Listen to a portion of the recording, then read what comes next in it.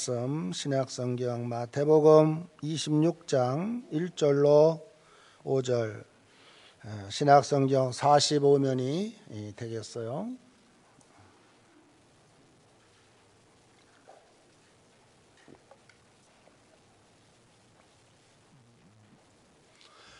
오늘 우리에게 주시는 계시의 말씀을 우리 온 성도들이 다 같이 함께 봉독합니다.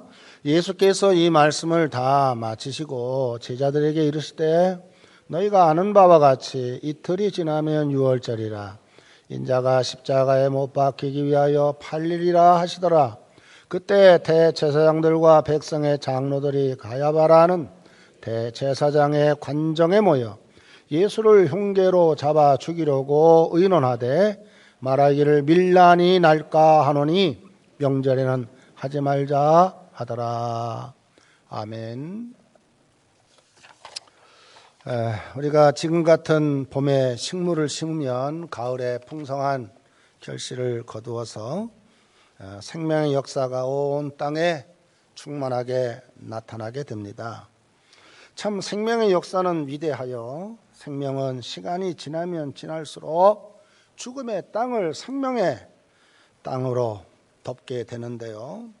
그렇다고 해서 생명의 역사가 아무런 수고와 노력 없이 이루어지는 건 아닙니다. 생명의 역사를 가로막는 세력도 많고 풍성한 결실을 가로막는 세력도 많아서 여러분 보세요.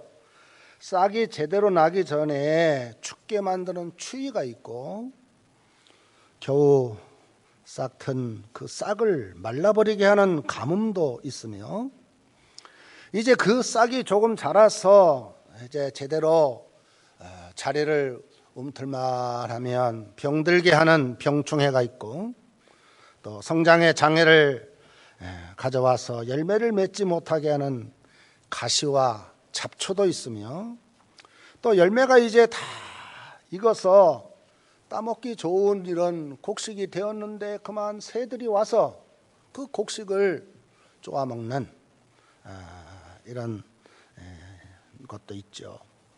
자, 이렇게 하나의 생명이 풍성한 결실을 거두게 되는 것은 이와 같이 수많은 생명을 해하는 위협하는 이러한 것을 이겼기 때문으로 극복했기 때문으로 하나의 열매를 맺어야 하는 생명의 힘과 또 그 생명을 막으려 하는 죽음의 세력이 끊임없이 싸우면서 오늘에 살고 있는 우리 세상에 자신들의 영역을 확장해 나가는 것을 보게 됩니다.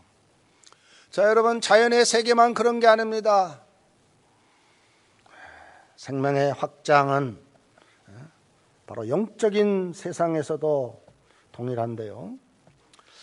영적인 세상에서도 그러한 생명과 죽음의 확장을 위한 전쟁은 계속 이어지고 있는 것을 보게 되죠.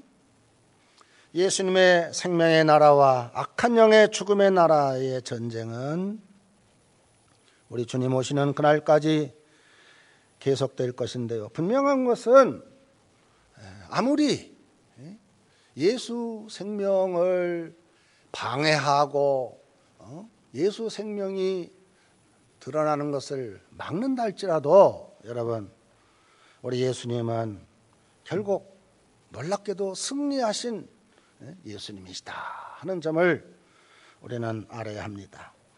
영적인 전쟁은 생명의 승리로 끝나는 전쟁이지만 그럼에도 불구하고 죽음의 세력은 여러분 보세요. 얼마나 생명을 위협하여서 새 생명의 역사를 막으려고 온 힘을 다하고 있습니다. 이 기독교 2000년 역사를 봐도 그래요.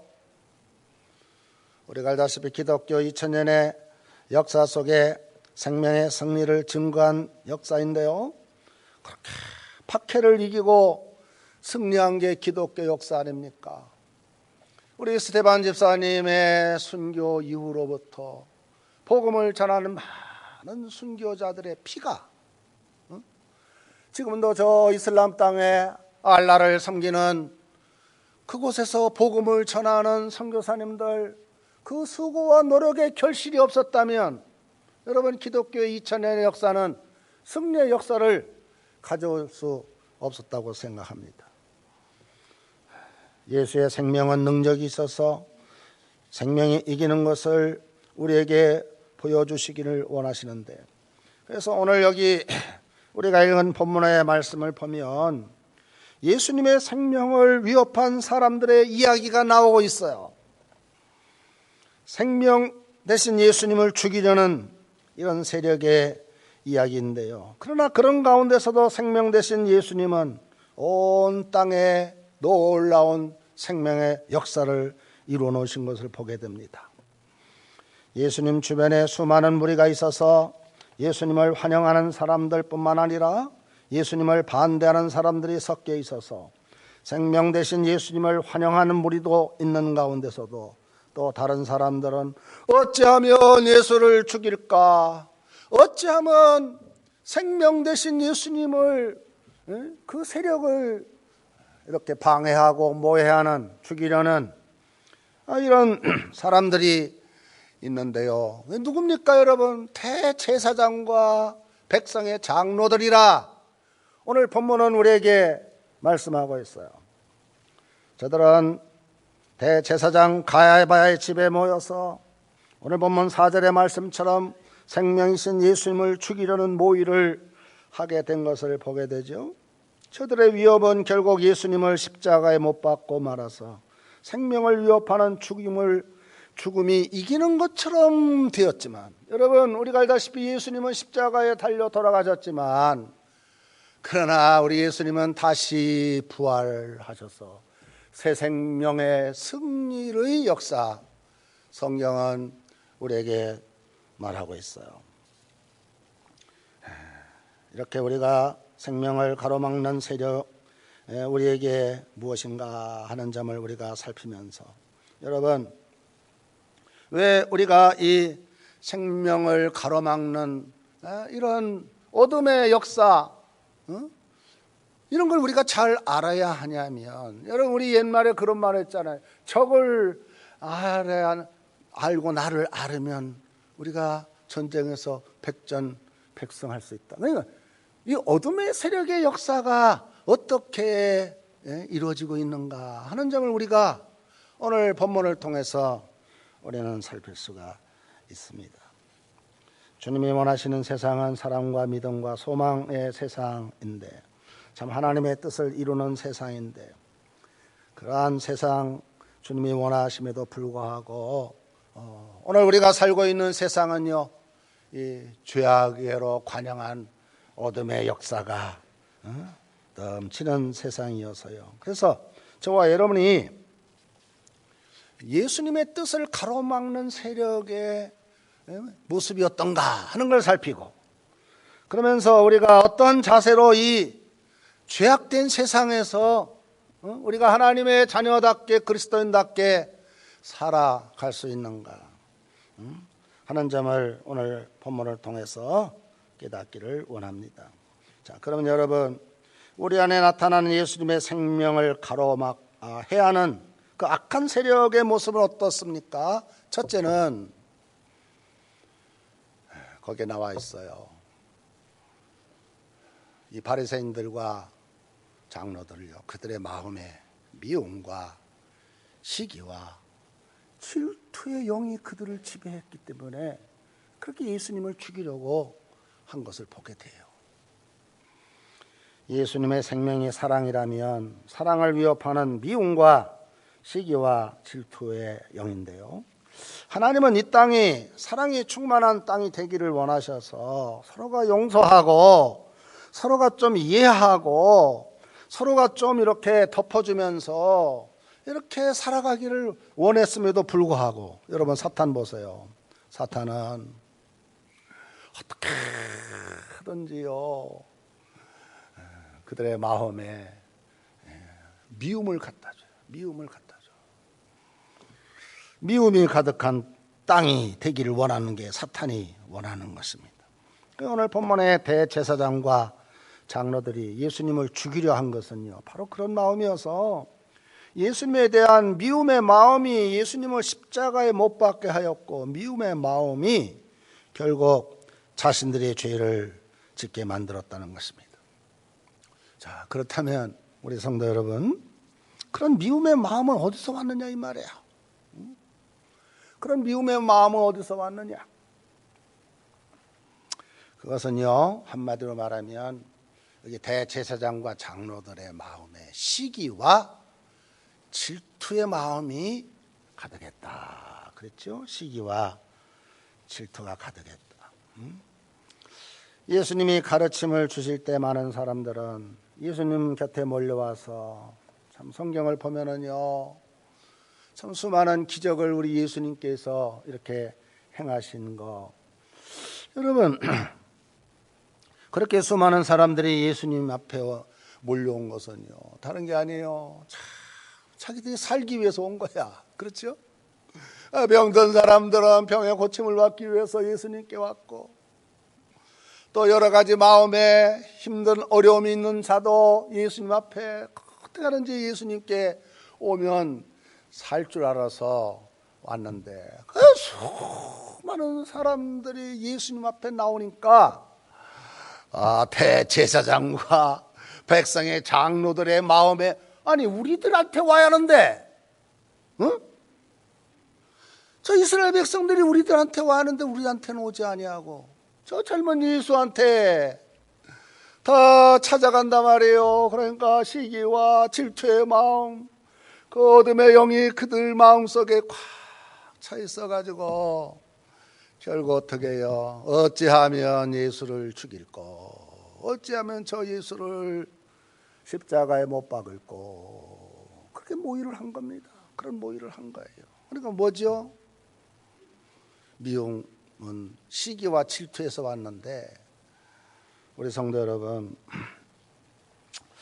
참 이러한 시기와 질투는요, 실상은 오래전부터 우리 인간의 마음을 지배하고 있는 어둠의 악한 영이죠. 우리가 잘 알다시피 가인과 아벨의 사건을 봐도요, 왜 가인이 자기 친동생 아벨을 그렇게 죽입니까? 응? 그 미워한 거예요, 미워. 그 미움이 어디서 왔어요? 아니 하나님이 내 제사는 받지 아니하시고 내 동생 제사를 받으시다니, 하나님을 불평하면서요, 그러면서요, 그 시기와 미움이 형 가인에게 가득하니까 어찌하면 저를 죽일까? 결국 죽이잖아요. 뭐 이런 얘기하면 한도 없고 끝도 없지만, 여러분, 사울 왕이 다윗을 그렇게 죽이려고 했던 것도요, 그 마음의 근본 저의, 그 근본의 저의가 뭐냐면, 왜 다윗은 저렇게 사람들한테 인정을 받노? 내가 왕인데, 아니 뭐 여자들이 노래하기를 뭐 사울은 천천히요 다윗은 만만이라고 어찌 그런 노래를 할 수 있노? 하면서요, 그의 마음에 그 어둠의 세력인 그 시기와 질투심이 꽉 차 있어가지고 다윗을 죽이려고 그래. 아니 자기 사위인데 말이요, 3천 군사를 이끌고 수없이 다윗의 목숨을 찾는 그 이유가 뭐예요? 그 시기와 질투라는 그 마음이 결국 미움의 영으로 역사하고, 그 미움이 그의 마음을 지배하니까 왕이지만 그런 모습을 보이게 된 것을 보게 돼요. 여러분, 오늘날도요, 우리가 이 세상을 살아가는데 우리 마음에요, 이렇게 미움이 있는 근본의 저희는 그 속에 시기와 질투가 나에게는 없는가 하는 점을 우리가 살펴야 돼요. 그걸 살펴야 돼요. 나에게 시기심과 질투심은 없는가 하는 점을 살펴야 하는데, 왜 우리가 시기하고 질투하지 말아야 하냐면요, 시기와 질투는요 결코 복된 인생, 행복한 인생을 살아가게 만들지 않아요. 여러분, 성경에 보면은 창세기 12장 3절에 그런 말씀이 있더라고요.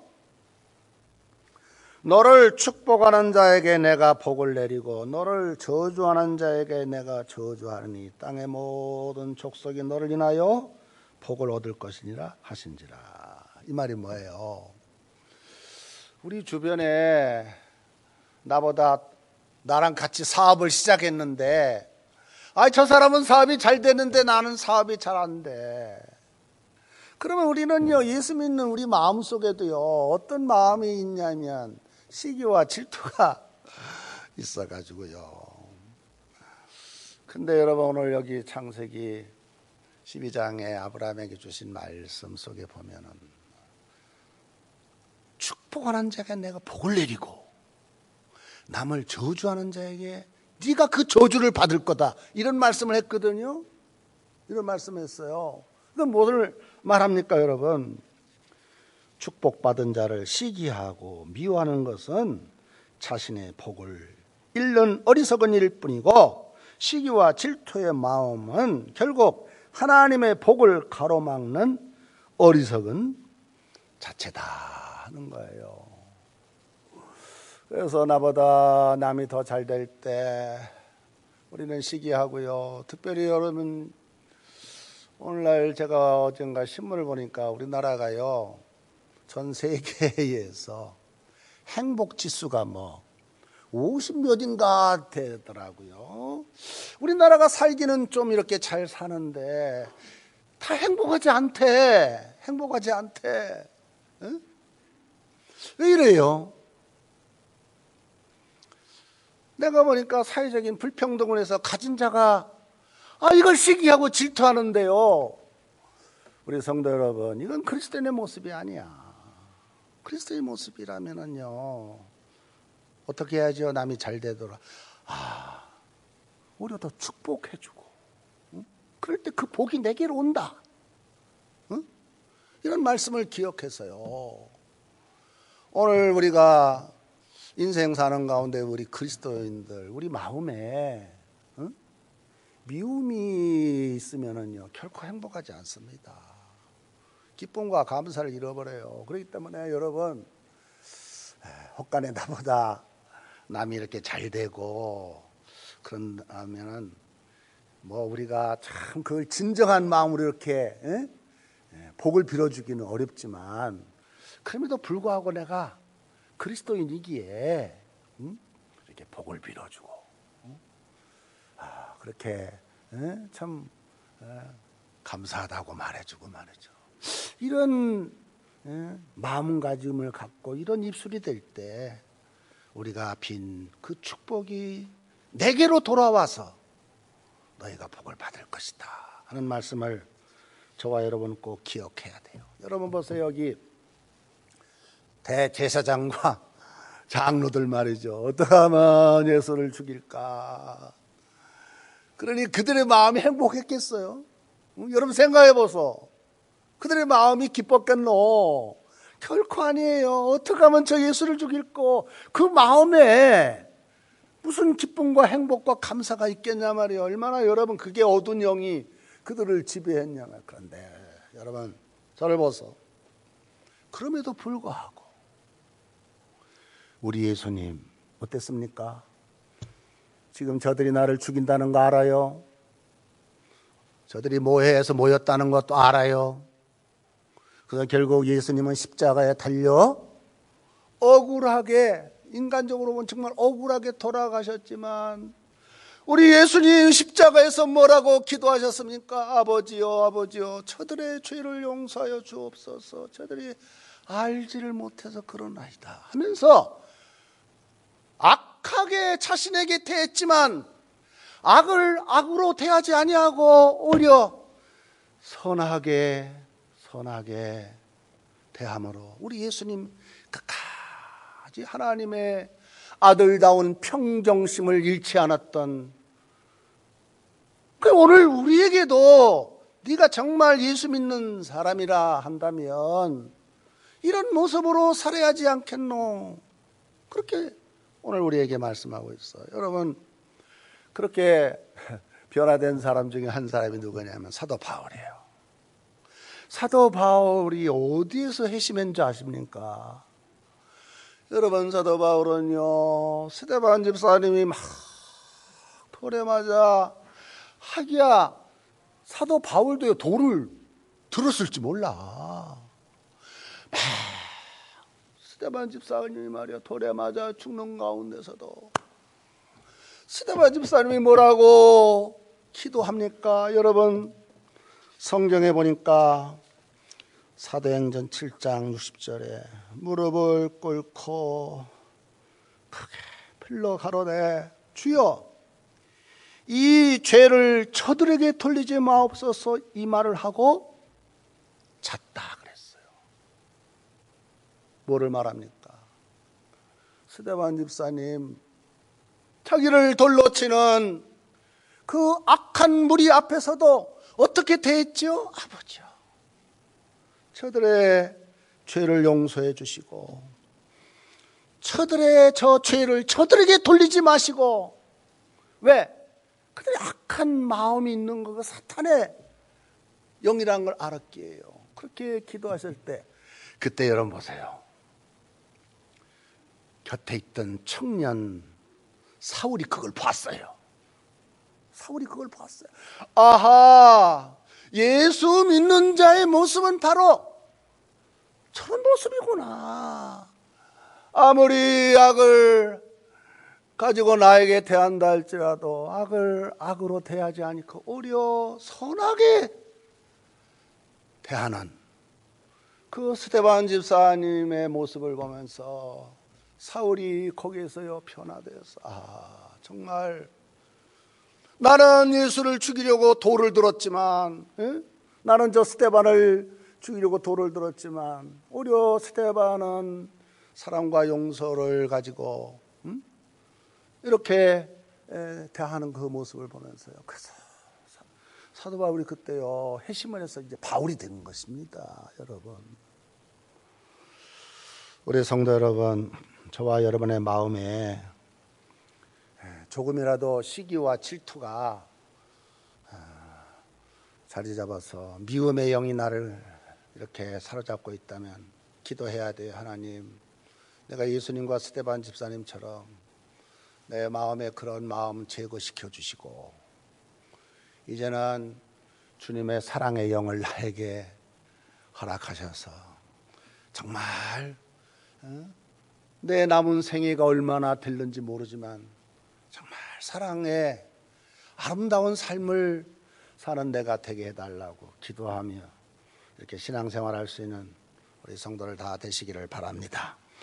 자, 또 하나요. 오늘 제가 본문을 보면서 하나 살핀 것은요. 왜 그 대제사장들과 장로들이 이렇게 예수님을 죽이려고 모의까지 했는고 했더니 그들의 마음에 불신의 영이 꽉 차 있었어요. 불신의 영. 우리 안에 예수님의 생명의 역사를 가로막는 또 하나의 악한 세력이 있다면 그건 불신의 마음인데요. 한마디로 예수님이 구주이신 그리스도라는 사실을 부인하는 세력, 이것이 불신의 영입니다. 즉 예수님의 하나님의 아들 되심을 부인하고 하나님이 세상을 창조하셨고 예수가 구원자 되심을 못 믿게 하려는 이런 악한 영이 곧 불신의 영인 것이죠. 우리 예수님은 어떻게든지 나를 믿는 자 다 구원받고 그래서 이 세상이 믿음의 세상이 되기를 우리 예수님은 그렇게 원하셨어요. 그런데 그 사탄은 말이죠. 사람들의 마음에 이 불신의 마음을 심어줘요. 불신의 마음을 못 믿게 만들어. 얼마나 의심하게 만들고 얼마나 그저 얘기하면 못 믿어서 그저 부정적이고 여러분 이게 다 어둠의 세력의 영의 역사인 것을 보게 돼요. 우리가 알다시피 당시의 대제사장과 백성의 장로들은 정말 그들이 하나님을 온전히 믿는다면요 예수 그리스도를 믿어함에도 불구하고 하나님의 보내신 아들을 믿지 않는 저들의 모습 속에요 그들이 마음에 왜 그래요? 불신의 영이 가득해가지고 예수님을 구세주로 믿지를 못한 것이에요. 오히려 대제사장과 백성의 장로들은요 예수님을 그렇게 복음을 전하고 그러는데도요 믿음의 장애물이 되어가지고 그래서 어찌하든지 참으로 저희들이 예수 믿는데 장벽이 되게 됐는데요. 그 왜 그랬을까? 뭐 우리가 이렇게 살펴보면은요, 그런 것이죠. 뭐 지금 백성들이 다 자기들한테 와야 하는데 자기들한테 나오고 저 젊은 예수한테 막 기사가 일어나고 막 놀랍게 막 이러니까 이 대제사장과 백성의 장로들 수입도 없고 텅텅 빈 그 성당을 바라보면서요, 여러분 얼마나 그들이 마음에요 힘들었을까 그런 생각을 하지만 정말 거기서도요, 그들이요 정신 차렸다면요 결코 그러지 않을 거 아닙니까? 오죽하면 백성들이 저렇게 예수에게 찾아갈까? 그러면서요 정말 예수에게 찾아가서 병 고침을 받고 문제 해결을 받고 그걸 기뻐해야 할 그 지도자들이 말이죠, 오히려 그걸 시기하고 질투하고 예수님을 믿지 못하도록 불신의 영으로 가득해서 그렇게 하는 모습을 보면은요, 이게 악한 영의 역사지 그게 선한 영의 역사겠어요? 우리 사랑하는 성도 여러분, 저와 여러분도 그렇습니다. 우리가 신앙생활 하면서요, 정말 우리가 하나님의 자녀다운 모습으로 이렇게 살아가려면은 우리는 믿음 있는 사람의 모습이 돼야 하는데, 여러분 우리가 이렇게 믿음 있는 사람의 모습은 우리가 뭐 이렇게 일반적인 믿음도 중요하지만 특별히 하나님의 아들이신 예수님을 구주로 믿는 그 믿음, 이런 믿음이 우리에게 충만할 때 우리는요 다 이렇게 믿고 살 수가 있어요. 우리가 정말 믿음이 충만하다면은요, 그 불신하고 그 미워하고 그렇게 살지 않아요. 정말 우리가 예수 말씀에 따른 믿음을 충만히 가지고 살면 여러분 우리는요 정말 하나님을 믿는 자답게 이렇게 믿음 가운데 살아갈 수 있는 거예요. 그러나 대제사장과 장로들, 사람들의 마음속에 이런 믿음이 생기는 걸 원치 않았습니다. 소경이 눈을 뜨는 것 보고도 그걸 인정하지 않았을 뿐만 아니라 저가 좋아서 기뻐하고 있을 때요, 예수 소문이 더 널리 퍼질까 봐 그냥 얼마나 그들의 마음에 불편함을 가졌는지.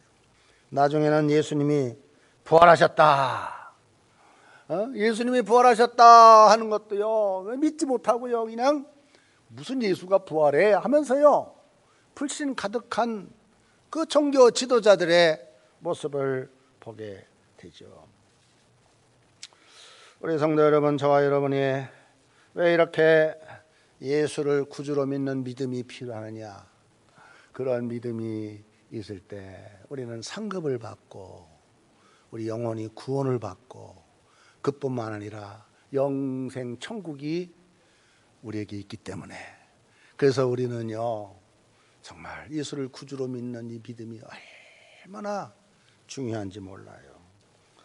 우리 성도 여러분, 우리가 예수를 믿고 이제 믿음 가운데 살아갈 때 우리에게 어둠은 자꾸만 하나님의 말씀을 믿지 못하게 하고 이러지만은요, 우리 성도 여러분, 이런 악한 세력 우리가 물리치고요, 우리가 예수님이 우리에게 주시는 선한 마음, 선한 마음을 가지고요 우리가 이렇게 믿음 가운데 살아야 돼요. 여러분, 성경에 요한복음 3장 36절에 보니까 이런 말씀이 있어요.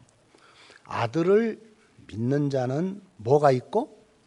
영생이 있고, 아들을 순종하지 아니하는 자는 영생을 보지 못하고 도리어 하나님의 진노가 그 위에 머물러 있느니라 그랬어요. 그래서 우리 성도 여러분, 우리가 예수 믿는 자답게 예수의 말씀을 온전히 믿는 이런 믿음을 가지고 살면은요, 여러분 우리 세상을 밝게 보게 돼 있어요. 주님이 나와 함께 한다는 그런 믿음을 가지고 사니 말이죠, 그럼 뭐 부정적이거나 불평하나 그럴 수 없어요. 우리가 긍정적인 믿음, 이런 믿음을 가지고 여러분 모두가 다 주 안에서 승리하시는 여러분 되시기를 주님의 이름으로 축원합니다. 자, 또 한 가지 오늘 본문 이를 통해서 우리가 살필 수 있는 것은요, 또 어떠한 마음이 있기에 그 예수님을 그렇게 죽이려고 모의를 했는가. 그들은요, 여기 서기관과 대제사장과 백성의 장로들 이 생각이 절망적인 생각이었어요. 절망적인 생각. 자, 여러분 여기에 대제사장과 백성의 장로들 성전에 열심히 성전을 돌보고 살지만은요, 그들은요 영원한 하나님의 나라에 대한 생각이 없었어요. 그저 이 땅의 것으로 그저 이렇게 만족하고 사는 자들이 그들의 모습이었어요.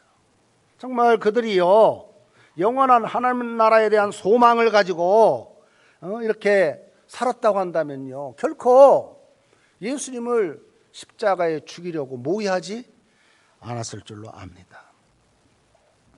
우리가 믿는 하나님은 어떤 하나님이야? 소망을 주시는 하나님이시요.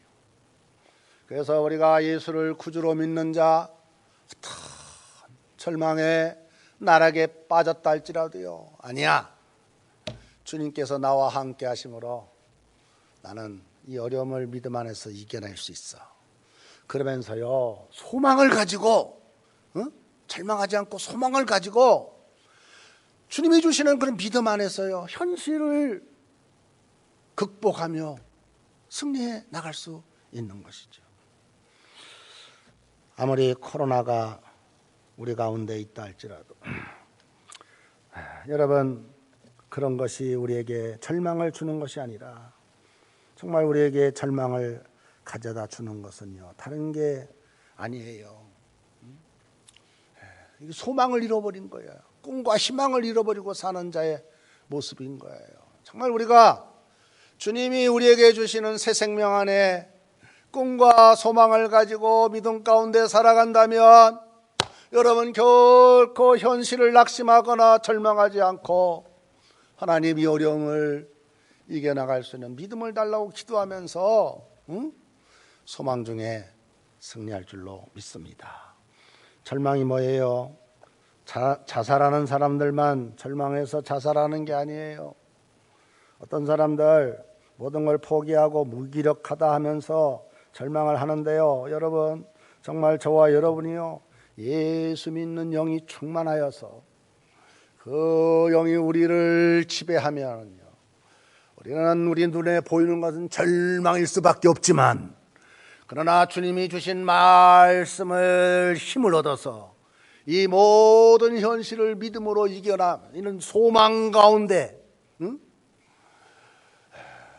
지금은 해가 지지만 내일은 해가 뜰 거야. 이 또한 다 지나갈 거야. 지금의 코로나도 지나가고 언제가 우리 하나님께서는 더 좋은 앞길을 나에게 허락해 주실 것이라는 믿음을 가지고, 그러니까 기쁨으로 감사함으로 이렇게 하루하루 현실을 이기고 사는 것이죠. 세상 사람들은 돈이 최고다, 뭐 요즘에 뭐 땅을 가지려 와서 막 공무원들 저렇게 땅을 투기하고 그러는데 우리는 땅 한 평 없다 할지라도요, 여러분 저와 여러분의 소망은 어디에 있어요? 영원한 하늘나라에 있는 줄로 믿습니다. 그래서 저와 여러분은 영생 천국을 이미 우리 마음에 하나님이 허락해 주셨으니, 현실은 가난하고 우리가 이렇게 살아가는 날이 힘들더라도 여러분 결코 낙심하거나 절망하지 마세요. 이거 사탄이 우리에게 주는 마음이에요. 사탄은 우리에게 와서요, 너 예수 믿고 잘된 게 뭐 있노? 응? 너 뭐 꼬라지를 보니 너 뭐 자식들도 뭐 잘 되겠노? 이런 마음들을 자꾸만 우리에게 이렇게 준단 말이에요. 그럴 때 여러분 우리는요 예수님의 말씀을 굳게 믿어야 돼요. 믿음을 가지고 그래서 우리가 다 이런 어둠의 영을 물리치고 우리 안에 새 생명의 소망으로 충만하여서 이 따뜻한 봄날, 여러분 얼마나 날씨가 좋아. 우리 집 앞에요 목련이 폈는데요, 비록 뭐 이틀 3일밖에 안 피더라고요. 이 봄을 더욱 찬란하게 만드는 그 자연, 이런 걸 보면서요 하루하루 기쁘고 감사하고, 이게 신앙인의 모습이지 말이죠. 그저 절망하고 낙심하고 그 염려, 그냥 온 세상 염려 다 자기가 하는 것처럼. 여러분 인생 짧아요. 그렇게 살 필요 없어요. 우리 성도 여러분, 이제 말씀을 마치겠어요. 예수님을 죽이려 했던 대제사장과 여기 장로들의 모습처럼 우리가 살지 말고, 우리 믿음의 사람다운 이런 모습으로 우리가 살았어요.